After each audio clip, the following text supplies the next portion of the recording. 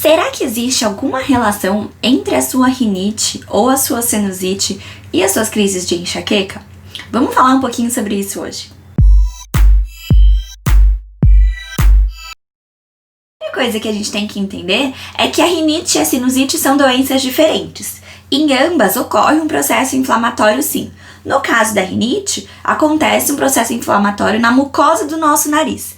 Já na sinusite, esse processo inflamatório acontece nos seios da face, que são nessa região. De uma forma geral, nem a rinite e nem a sinusite pioram as crises de enxaqueca. Mas, quando você tem crises de rinite ou de sinusite de repetição, ou seja, você tem elas com frequência, isso é um sinal de que o seu intestino não está funcionando bem.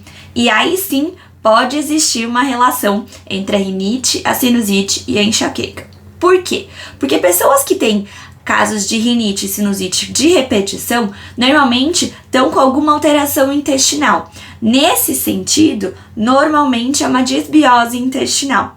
E aí, quando que tem essa disbiose? O que é essa disbiose? A gente já conversou aqui que a disbiose intestinal é quando as bactérias boas do nosso intestino estão mais fracas do que as bactérias ruins. E aí talvez você se pergunte, e como que a gente pode tratar isso? Bom, é muito importante que você faça um acompanhamento nutricional para tentar reequilibrar essa sua flora, né? As bactérias boas têm que estar falando mais forte do que as bactérias ruins nesse seu intestino. Caso isso não aconteça, quando a gente tem a disbiose, a gente vai ter uma alteração na absorção de nutrientes, vitaminas e minerais. Então, mesmo que a gente esteja se alimentando de forma saudável, se a gente tá com uma disbiose, a gente vai ter uma dificuldade em absorver nutrientes.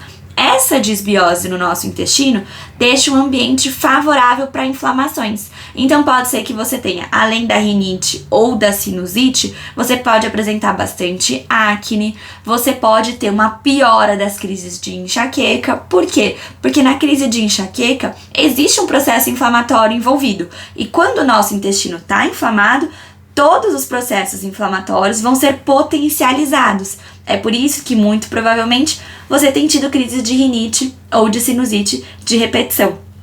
E aí, comenta aqui pra mim, você já tinha culpado em vão a rinite e a sinusite como causadoras da sua crise de enxaqueca?